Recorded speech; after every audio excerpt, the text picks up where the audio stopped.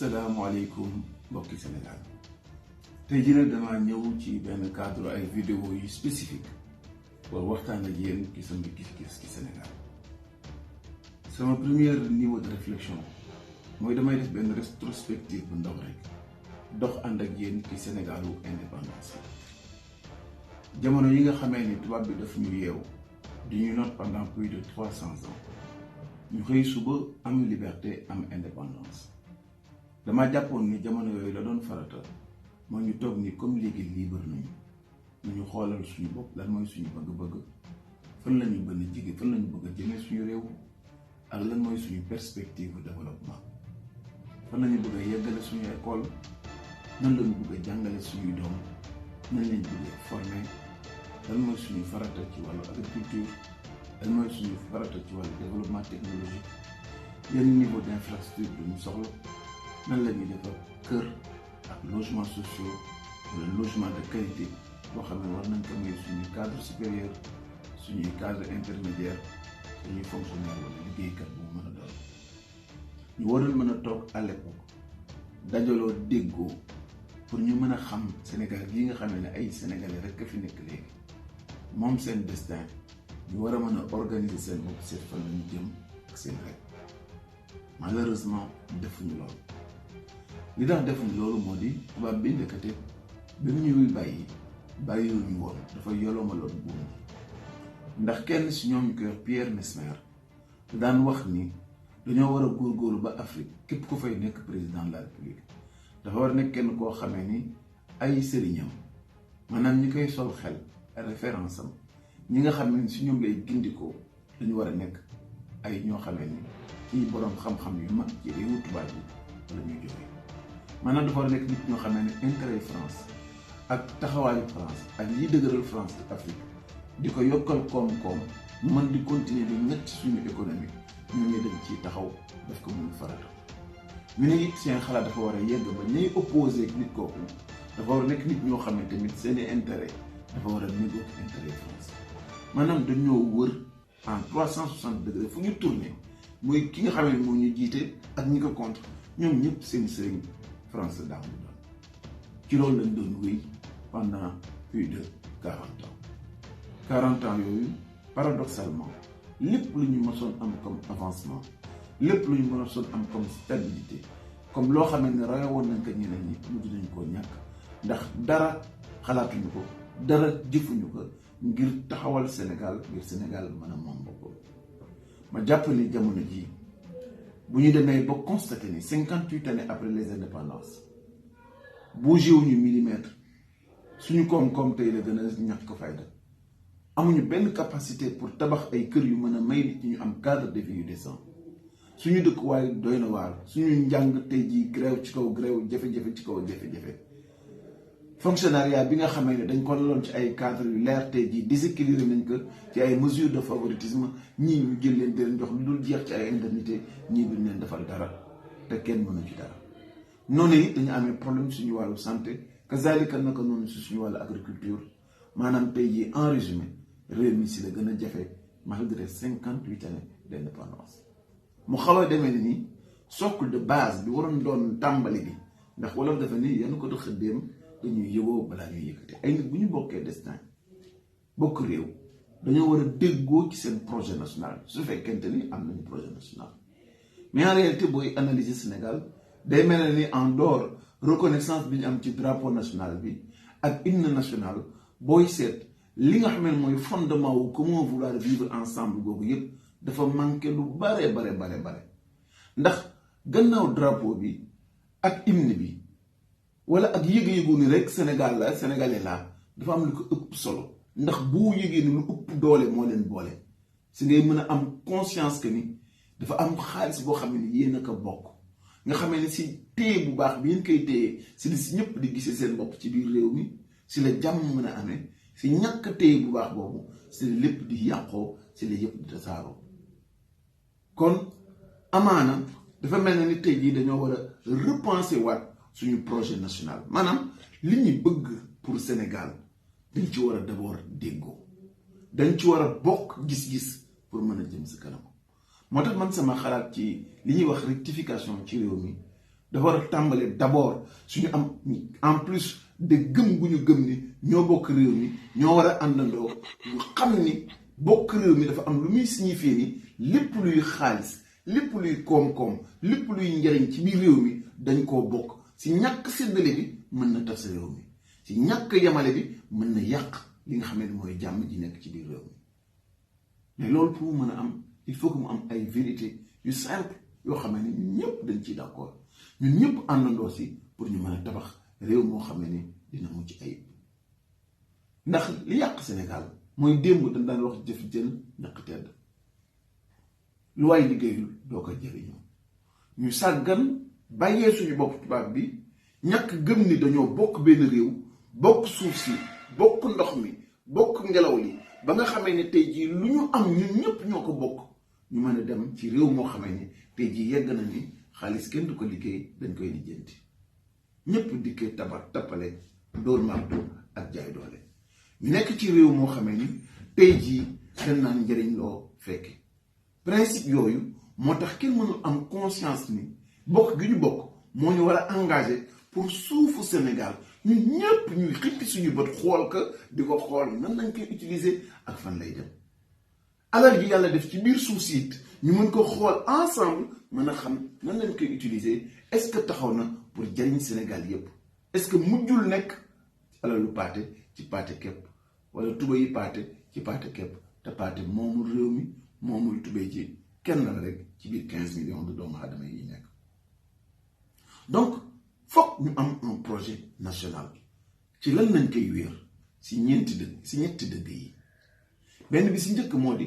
bu ñu d'accord ni ñoo bokk réew mi ñoo bokk alal ji ñoo bokk suuf si ñoo bokk ndox mi alors dafa am ñetti règle yoo xam ne dañ ko war a imposer suñu bopp ñun ñëpp bi si njëkk mooy képp koo xamee ni ci cër bi ñu yàlla boole dañ la ko dénk nga mujj di fen nit ñi ci cër woowee dañ la war a folli doomu koo mën a doon ñaareel boobu moo di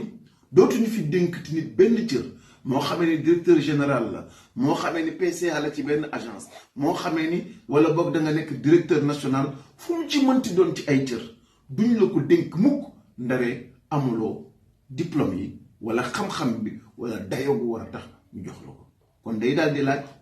bu ñuy nameeti ci haute fonction yooyu il faut que ñooñu jaar assemblée nationale pour ñu vérifier ndax seeni diplôme ak seen jàng ak seen jaar-jaar méngoo naag cër wi ñu leen war a jox wala bu fekkente ni méngoowuñu ko ñu mën koo rejeter kazalika naka noonu aussi ci fonction ministérielle yépp loolu daf cee war a mën na nekk donte sax président de la république bi mooy am toujours sañ-sañu tànn ci gouvernement am ko ci neex mu dugal la ko ci neex mu génn la waaye laa budde taxawaayu bokk ci gouvernement du mën a mat mukk ndaree jaarloo sa assemblée nationale ba ñu wuññi say mbir topp say jaar-jaar seet ndëgam yow sàcc nga wala tappalekat nga ndëgam yow dóorkatu marto nga wala nit ki koo xamee ni ku yam ci sa bopp nga ku gëm liggéey nga borom jom nga borom fule la bu war a tax ñu mën la dénk réew mi kon premier niveau bi moo di képp koo xamee ni dañ la dénk cër ci réew mi nga fente ñu folle la ñaareel ba cër yi nga xamee ni moo gën a kawe ci réew mi duñu la ko jox mukk ndaree vérifier woo ni am nga aptitude intellectuelle yi ak morale yi war a tax ñu dénk la ko ñetteel ba mooy ku wàcc yoon ku sàcc wala nga tooñ wala nga jalgati wala nga dugg lu sa yoon nekkul doomu koo mën a doon dañ la war a teg ci yoon te buñ lay teg ci yoon kenn ci société bi warul jóg pour di la wutal lay wala di la wutal yoon woo jaar wala condition yi simple yoo xamee ni fa lañ la wala mën a rombal kon nag ñetti principe yi bu ci Sénégal yëpp d'accord je pense que ne ñu ngi soogay am base boo xamee ni mën nañu yeew comment vouloir vivre ensemble bi ñu mën a am nekk sénégalais day daal di am sens ñu xam ni ñoo bokk ndox mi ñoo bokk suuf si ñoo bokk ngelaw li ñu mën a am ni li ñu yàlla boole muy xéewal gi ak alal gi nekk ci réew mi yii ñetti principe moo koy gérer pour que ñu mën a jëm sa kanam muy premier principe généraux yi nga xamee ni war nañ ci mën a taxaw ñaareel ba xam ngeen ni Sénégal législateur bi maanaam député yi wala askan wi bi nga xamee ni peuple souverain ñoo voté ci seen constitution yi pour nga mën a doon majorité pour nga mën a am carte électeur foog nga am fukki at ak juróom-ñett amaana sax xaleel dina am fukki at ak juróom wala fukki at ak juróom benn am maturité boo xamee ni mag ma am juróom fukki at du ko am waaye dañ koo def à 18 ans pour que ñu mën a xam ni équilibre la pour que nit ki fekk xel mi dina mat mu mën a am capacité pour ràññee noonu it la ñuy waxee ni boo amulee ñaar fukki at ak juróom doo mën a nekk député ñu ne boo amulee fanweeri at ak juróom doo mën a nekk président de la république te boo jàllee 75 ans mënatoo doon candidat pour élection président de la république taxawaay yooyu yëpp li muy wane ak encadrement yooyu yëpp day wane ni kon ndekete fonction politique warta doon liggéey maanaam ab sas la goo xamee ni dañuy seet ci biir réew mi ay critères yoo xamee ni nit ki daf koy am pour mën a justifier lu war a tax ñu fal ko ci poste bu mu mën a doon pour mu mën a am sax capacité bokk ci électeurs yi loolu moo tax ci samay projet ak sama gis-gis jàpp naa ni war nañoo yegg ci foo xamee ni jëm ci lii nga xamee ni mooy collectivité locale yi képp koo xamee ni amuloo niveau bac waruloo mën a bokk ci conseil municipal boo amulee niveau bac da nga war a jaar ci benn commission boo xamee ni mooy seet ndax yow ci sa jaar-jaar ci sa liggéey ci sa capacité ak ci sa mathématique sa xel développé na en dehors circuit yi nga xamee ne mooy jàng mi bi nga xamee ne mooy école moderne pour ñu mën a justifier ni malgré que jaarloo fa am nga capacité yu war a tax nga mën a nekk conseil municipal kazalika naka noonu aussi ma jàpp ni képp koo xamee ni amuloo maîtrise waruloo mën a dem assemblée nationale ndax barab yooyu du barabu liggéeyukaay du profession maanaam dafa di sacerdoce sas la boo xamee ni dañ la koy dénk ci ay diir pour que nga mën a taxawal réew mi aar ko ci yenn dérive yi bu ngeen seetee assemblée nationale 165 députés baa lu ko ëpp moo fay nekk te ña ci ëpp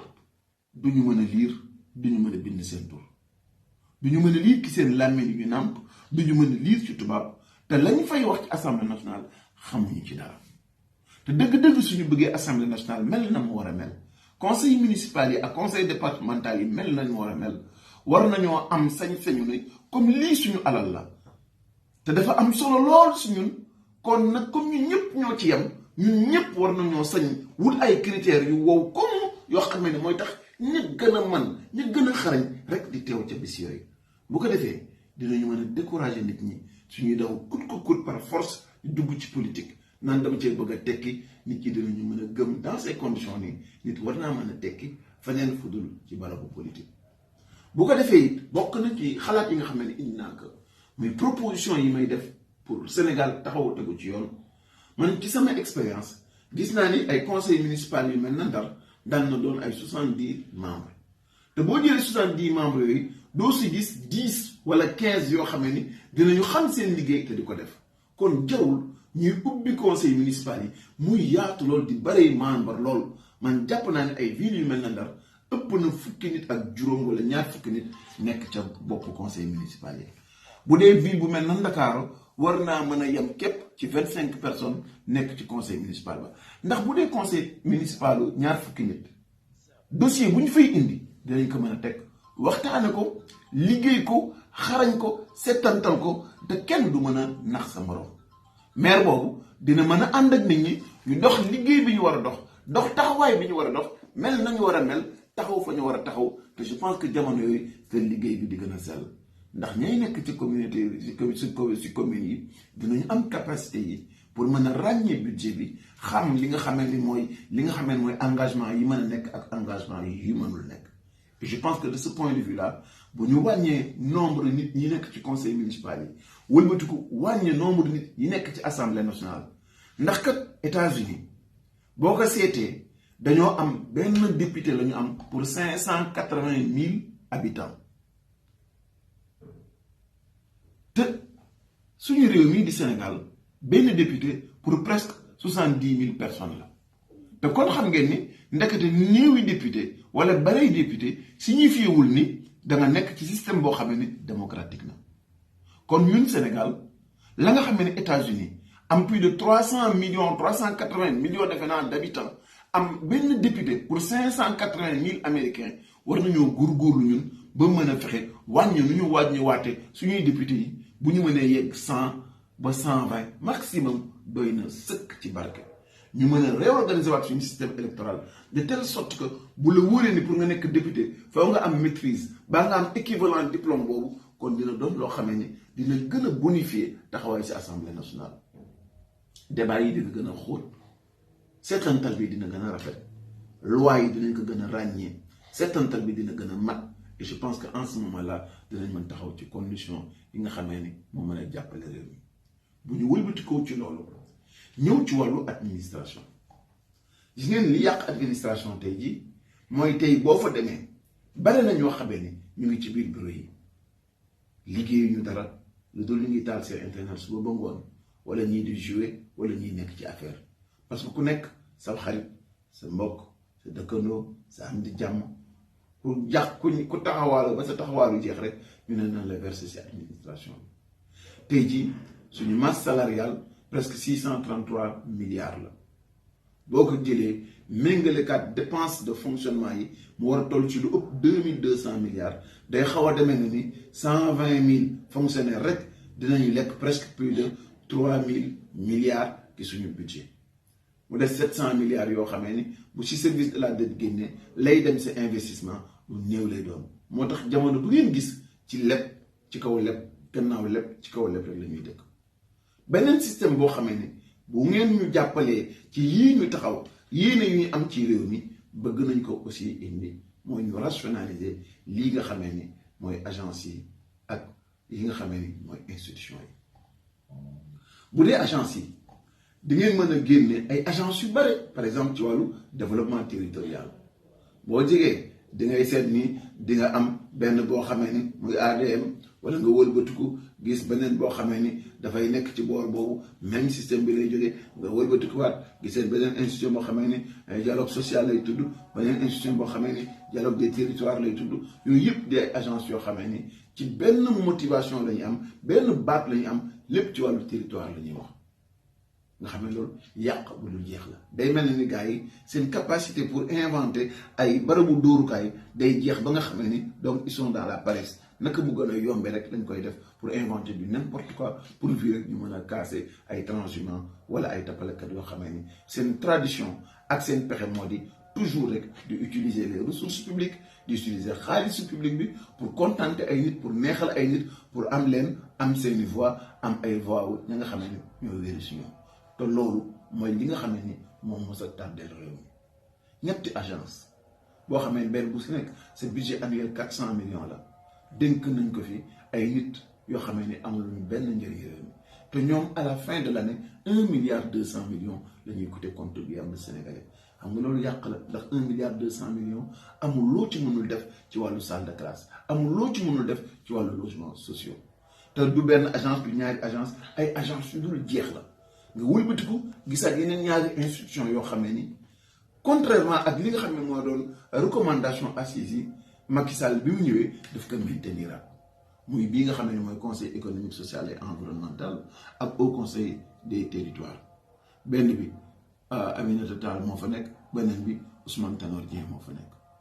te ñaari structure yooyu ñaari institution yooyu ñoo gën a inutile lu gën a inutile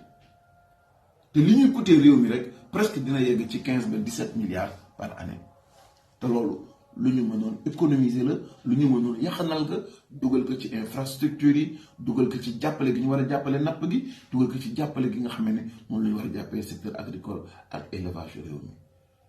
te institution yooyu mënees na leen remplacer beneen par lu ñuy wax benn institut pour les hautes études stratégiques nga xamee ne da ngay recruter un expert boo xamee ne sénégalais la boo xamee ne xam-xamam yaatu la te ñëpp reconnaître nañ ko sur des bases d'une compétition nationale nga xamee ne kooku dañ koy wutal ay chapitre ak ay secteurs de réflexion muy secteurs yi nga xamee ne conseil économique et social da koy jël en matière d'économie en matière d'environnement en matière de prospective économique nga jox ko aussi lépp loo xamee ne prérogative la yoo xamee ne HCT def si réfléchir mais en matière de territoire d'économie locale ak en matière de développement de la décentralisation bu ko defee chaque dossier dañ koy wutal ay experts ak ay praticiens yoo xamee ni ils font une réflexion sur quelques mois déposer ay conclusions te yooyu yëpp boo leen dajalee seen exercice ak seen budget dans l'année du mën a ëpp 1,5 milliard te je pense que dans ces conditions là dinañu mën a am ay réflexions yu am maanaa yu wér yu wóor yoo xamee ni dina mën a yokk réew mi taxawaay et on a fait des économies de l'ordre de plus de 16 milliards par année et c'est extrêmement important bu ko defee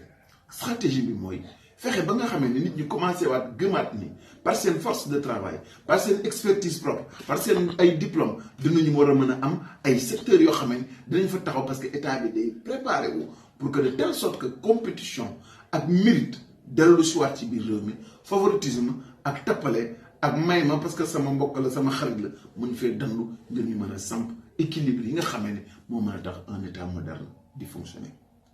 ci noonu aussi pour que économie moo mën a taxaw il faut que ANSD moom mi nga xamee ni mooy arbitre performance économique yi mën a nekk loo xamee ni day génn ci li nga xamee ni mooy autorité wu ministère de l'économie et des finances ñu institutionnaliser que libérer ko mu mën a am ay prérogatives yoo xam ne la loi moo ko koy jox pour mu mën a xëcc ci biir ak secteur économique bi ku nekk mu mën la mesurer ses performances et dans ces conditions là bu état defee 7% de croissance kenn du ko weddi waaye jamono yooyu tamit fu chômage bi toll ñëpp dinañ ko xam képp koo xamee ni da nga nekk acteur politique wala nga nekk acteur économique wala am sa projet moo xam projet national la wala mu doon un projet personnel nga war ko développer di nga mën a am ay statistiques ak ay bases yu wér yu wóor yoo xamee ni reconnu par tous di nga si mën a wéeru pour mën a jëm sa kanam pour mën a def sa projet de société wala mën a teg sa projet personnel à but lucratif boo xamee ni mën nga see taxaw ci loolu aussi et je pense que ni li yàq réew mi bokk na si capacité bi ñu jox le président de la république pour mu mën a nommer de manière discriminatoire ci ay postes yu mel ne PCA wala président de conseil de surveillance boo cité bu mel ne Sonatel par exemple nga jël lii nga xam ne mooy ministère chargé de l'économie numérique am fa représentant ci conseil d'administration bu Sonatel alors da ngay am problème parce que bu fekkente ni ministère boobu muy définir politique gu état au Sénégal jëm ci wàllu économie numérique te teewul fa nga xamee ne mooy instrument bi gën a diis pour mën a organiser li nga xamee ne mooy économie numérique ça pose problème alors il faudrait que si samay proposition ñu mën a nekk ci situation boo xamee ni dañuy créer benn agence boo xamee ne spécialisée pour le patrimoine de l'État foofu la ñuy recruter les plus hauts cadres les plus méritants des Sénégalais pour que ñu mën a leen en fonction du programme de développement de l'État ak perspective yi mën a wékk secteur bu nekk ñu mën a di recruter ay Sénégalais yoo xam ne émérite yoo xam ne dina mën a nekk ci board wala ci conseil d'administration société publique yi wala parapublique yi en ce moment là bu état bëggee def politique de logement ña muy yebal sa SNHLM wala ña muy yebal sa SICAP dinañu mën a répercuter politique boobu insuffler dynamique bu conseil d'administration yooyu pour ñu nekk dans la phase yi en phase avec la politique définie par l'État et de ce point de vue là politiciens yi dinañu xaddi ci nag poste de sinécure yi ak bërëbu tappalekaat ak bërëb yi nga xam ne dañ fay dem pour di siphonner xaalisu réew mi ak di ko lekk te duñu amal njëriñ benn nit te duñu amal njëriñ benn réew et je pense que ni loolu aussi dafa di lu am solo ci taxawaay bi donc ñëw naa ak yéen ci li nga xam ne tey jii mooy principe de base yi nga xam ne mooy tax ñu am une communauté nationale boo xam ne dañu am un dessein national am gis-gis ak yéene bu ñu bokk mooy ñu d'accord ni au-delà de l'hymne national et au-delà du drapeau national dafa am lu ëpp doole lu ñu bokk muy suuf si day symboliser lépp luy alal ci kaw suuf si ñun sénégalais yi ñun ñëpp ñoo ko bokk te ku am sa alal doo ko sàggane mukk doo bàyyi benn jàmbur donte yéen a bokk réew moomu mu jël si di ko defee nu la neex di ko defee nu ko neex di ko yàq di ko fowe ak di ko pasare wala muy jëm ci wàllu folklore donc yëpp ni alal jooju ñoo ko bokk moo ñuy symboliser ñu war a am nan la ñu bëggee suñu réew mi mën a jëm si kanam ndax ci alal jooju kat c'est la éducation nationale di mën a baaxee ci la armée nationale ak sécurité bi ñu war a lool doomu aadama yi jaar yoon si la aussi condition de santé yi ak condition de développement économique yi mën a jaar yoon mais bala nga naan ne fa parce que nit mooy def développement nit kooku foog ñu préparer ko si ñetti cër benn moo di képp koo xam ne jox nañ la cër ci réew mi ngay kilifa nga doon te président de la république la boo fanee te mu wér ni fen nga ci responsabilité yi la jox dañu laa war a folli ñaareel ba dootuñu joxati cër nit ci réew mi te amul expérience ba te amul capacité ba te amul vérifié wul diplôme ya wala pratique bu ko wan ni mérité nu demee noonu ñetteel ba impunité zéro maanaam ku tooñ ku wàcc yoon doomu koo mën a doon ak foo mën a jóge yoon dina dal sa kaw te duñu gis si réew mi kenn koo xam ne dina la jëpp di la taxaw naan da lay jéem a défendre wala da lay wutal lay. yooyu mooy les principes de base. Deuxième yi nga xam ne moom la ñu war a taxawee mooy mode d'organisation de l'État. Resserrer le gouvernement ba mu wàññeeku, mais aussi ci code ak modèle yi ñuy nommé képp ci gouvernement ku ñu nommé ku nekk foog nga jaar assemblée nationale ñu xool sa taxawaay nu mu demee. ñaareel ba bépp poste boo xamee ni secrétaire général la wala directeur national la wala président de conseil d'administration wala lu mën a doon lépp concours lay doon dootu ñu fi joxati kenn benn cër parce que ay politiciens nga wala ci parti nga bokk lépp lu ñu fiy joxeeti ci réew mi dafa war rek justifié wuti am na expérience bi am na capacité bi am na jub gi.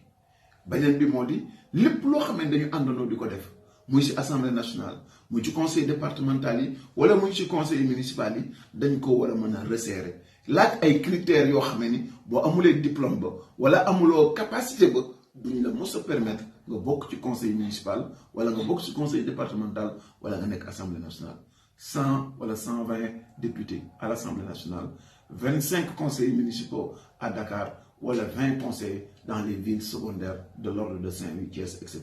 bu ko defee maire boobu du fa nekk ba ka sekk di ma dàgg di buur ko seen mbéeraay lu ko neex mu def, mais il y aura des gens qualifiés ay nit yu xam yu yeewu yu moom seen bopp dinañ fa mën nekk. Et dans ces conditions là il serait même possible de prévoir une rémunération maanaam fay goo xamee ne dañ ko mën a fay 20 conseillers yoo xamee dañoo nekk ci biir conseil municipal. Et en ce moment là mu ànd ak ay batterie de mesures yoo xam ne dina renforcer li nga xam ne moom la ñuy jëlee ci TVA yi ñu dem ba yegg ci 35% yi nga xam ne mboolem collectivité locale yi ñu ngi koy laaj ni 35% de la TVA ñu ko jël retourner ko collectivité locale yi. Je pense que dans ces conditions là dina mën a dooleel collectivité territoriale yi et dina mën a indi li ñuy wax territorialisation des politiques publiques.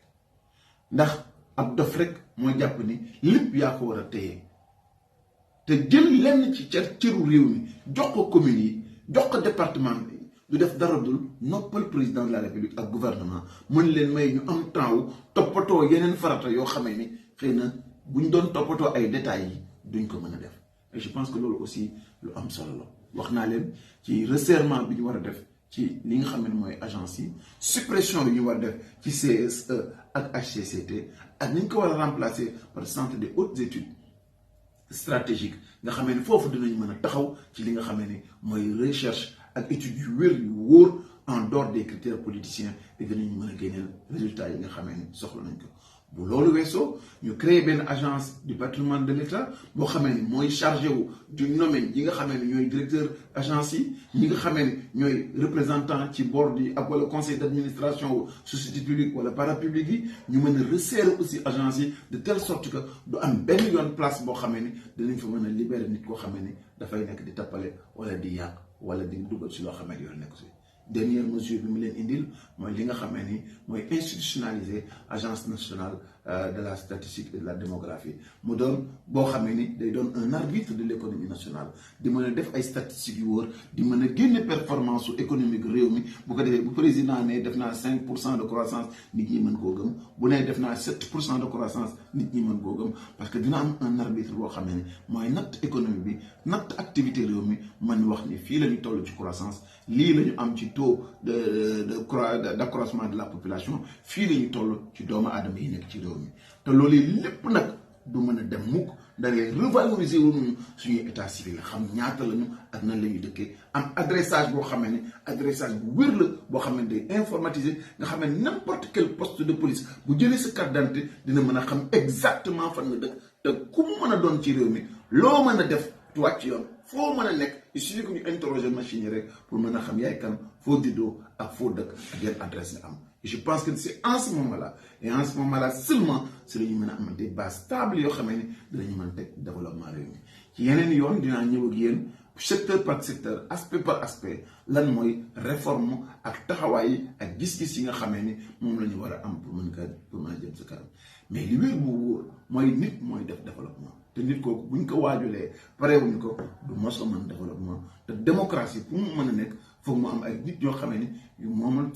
seen bopp lañu yu sañal seen bopp yu mënal seen bopp pour que le moment venu bi ñuy dem ci élection ñu mën a am liberté tànn sans contrainte sans corruption njiit yi nga xamee ne ñoom méngoog seen aspiration njiit yi nga xamee ne ñoom partagé le projet national njiit yi nga xamee ne dañuy xam ne seen taxawaay mission la dañoo ñëw pour liggéeyal Sénégal dañoo ñëw pour delloo si ngëm-ngëm gi delloo si pas-pas bi tegaat réew mi ci yoon yemale doomu aadama yi pour que ku nekk boo góorgóorloo rek mën a jariñu maa ngi leen di gërëm di leen sant et à très bientôt